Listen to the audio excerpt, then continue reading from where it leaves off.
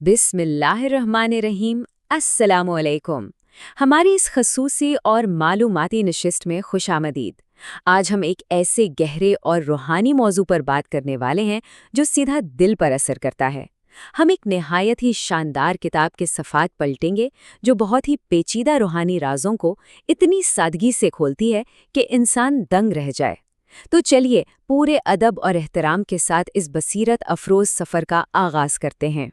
Spiritual university Pakistan की जानिब से पेश की जाने वाली इस इल्मी काविश में आज हम हज़रत जी ताबिश कमाल साहब की मायानाज़ तसनीफ़ सुखनसरा के कुछ निहायत अहम हिस्सों का मुताला करेंगे। हमारी तमाम तर तवज्जो इस किताब के सफ़ा नंबर 89 और 90 पर मरकूज़ रहेगी ताकि हम इस ख़ास रूहानी इल्म को कदम ब कदम और बहुत ही मुनज़्ज़म अंदाज में समझ सकें। इन सफ़हात पर हज़रत जी ताबिश कमाल साहब की किताब सुखनसरा का एक निहायत बुनियादी गहरा और फ़िक्रंगेज़ सवाल सामने आता है, यानी सवाल नंबर 4, और वो ये है कि तसव्वुफ़ के तमाम सलासिल हज़रत अली करमुल्लाह वजह की ज़ात से ही क्यों मंसूब है। ज़रा इस पर गौर करें। ये वो सवाल है जो रूहानियत के सफ़र पर निकलने वाले हर तालिब इल्म के जहन में कभी ना कभी ज़रूर उभरता है। अब जो बात वाकई कमाल की है वो ये है कि हज़रत जी ने उसका कितना मंतिकी और रूहानी जवाब दिया है। इस गहरे नुक्ते को समझने के लिए हज़रत जी ने हमें सबसे पहले खिलाफत की दो अक़साम के दरमियान फ़र्क वाज़े किया है। देखिए, एक है खिलाफत ज़ाहिरी जिसका ताल्लुक़ निज़ाम चलाने और सियासी जानशीनी से होता है, और दूसरी तरफ है बातिनी खिलाफत। ये बातिनी खिलाफत दरअसल शरीयत के उन असरारो रुमूज़ और पोशीदा हिकमतों का नाम है जो सीधे रूह को सैराब करती हैं। ये फ़र्क समझना इंतहाई ज़रूरी है क्योंकि यही हमारे अगले और सबसे अहम नुक्ते की बुनियाद बनता है। और बिल्कुल इसी बुनियाद पर हज़रत जी ताबिश कमाल साहब निहायत अदब के साथ फरमाते हैं कि सैयदना हज़रत अली मुर्तज़ा करमुल्लाह वजह जनाब रिसालत माब सल्लल्लाहु अलैहि वसल्लम के उलूम व मारिफ के हकीकी वारिस और तर्जुमान हैं। ज़ाहिरी और बातनी दोनों खिलाफतें अपनी जगह बहुत अहम हैं, लेकिन अहले बैत का जो असल इख्तिसास है वो यही रूहानी और बातनी जानशीनी है। तो लबे लुबाब ये है कि रूहानियत का ये बेकरां चश्मा दरअसल हज़रत अली की ज़ात बाबरकात से ही फूटता है। तो अब सवाल ये पैदा होता है कि ये इल्म आगे कैसे मुंतकिल हुआ।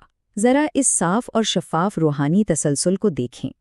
इल्म और नूर का असल मनबा यकीनन नबी करीम सल्लल्लाहु अलैहि वसल्लम का अहद मुबारक है। वहाँ से ये रूहानी उलूम हज़रत अली अल मुर्तज़ा तक पहुँचे जो इसके वारिस बने, और फिर हज़रत अली से ये फैज़ान हज़रत ख्वाजा हसन बसरी के वास्ते से पूरी उम्मत तक पहुँचा। ये एक ऐसी कड़ी है, एक ऐसी नूरानी जंजीर है जो सदियों से दिलों को आपस में जोड़ती आ रही है। अब जहन में ये बात ज़रूर आती है कि आखिर ये अजीम इमानत हज़रत ख्वाजा हसन बसरी को ही क्यों सौंपी गई। उनके इम्तियाजी दर्जात तो देखें। हज़रत जी वजाहत करते हैं कि उनकी परवरिश उम्मुल मोमिनीन हज़रत उम्मे सलमा रज़ियल्लाहु अन्हा की मुबारक आगोश में हुई।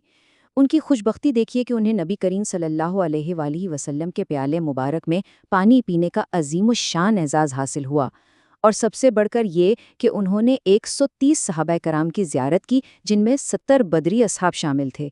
इन्हीं बेमिसाल खुसूसियात की बिना पर आप ताबीन में सबसे बुलंद मर्तबे पर फायज़ हुए। इस पूरे रूहानी सफ़र की जान एक ख़ास इस्तिलाह में पोशीदा है, और वो है खैरक़ाए फ़क़र। यहाँ ज़रा इसके तलफ़्फ़ुज़ पर ख़ास गौर कीजिएगा।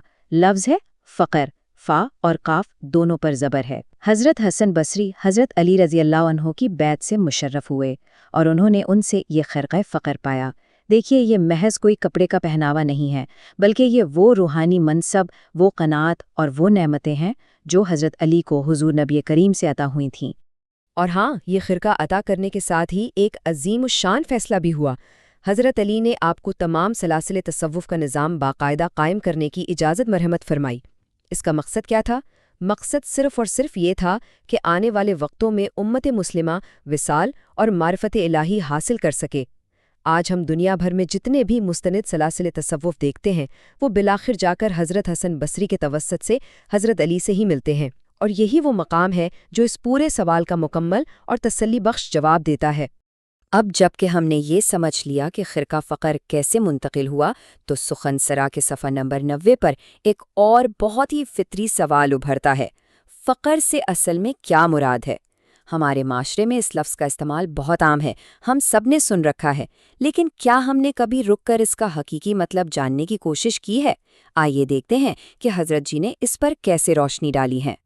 حضرت جی تابش کمال صاحب معاشرے میں پائی جانے والی اس عام غلط فہمی کو دور کرتے ہوئے اپنے اصل الفاظ میں فرماتے ہیں، عام طور پر اس سے تنگ دستی اور مفلسی مراد لی جاتی ہے، جبکہ اس کا لغوی مفہوم قناعت، ریاضت کی زندگی اور توکل ہے۔ ذرا سوچئے، یہ کتنا خوبصورت اور گہرا تصور ہے۔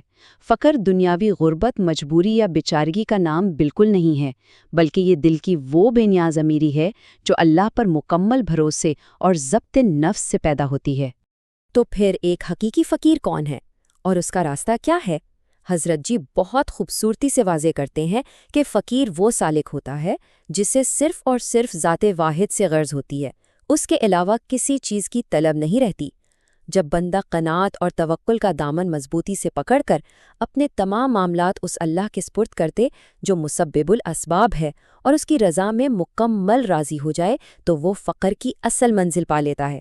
نبی کریم صلی اللہ علیہ وآلہ وسلم نے بلا وجہ تو فقر کو اپنا فخر نہیں بتایا، اسی فقر میں روحانیت کی سب سے بڑی عظمت پوشیدہ ہے۔ ہماری اس ساری گفتگو کا نچوڑ ایک انتہائی فکر انگیز پہلو میں چھپا ہے۔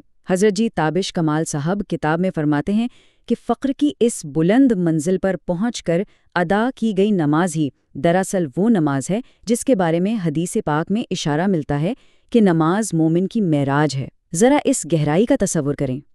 کیا یہ حیران کن نہیں کہ ایک درست روحانی تسلسل جو حضرت علی کرم اللہ وجہ سے شروع ہوتا ہے، ہمیں اس درجے تک لے جا سکتا ہے جہاں ہماری روزمرہ کی عبادتیں سیدھی معراج بن جائیں؟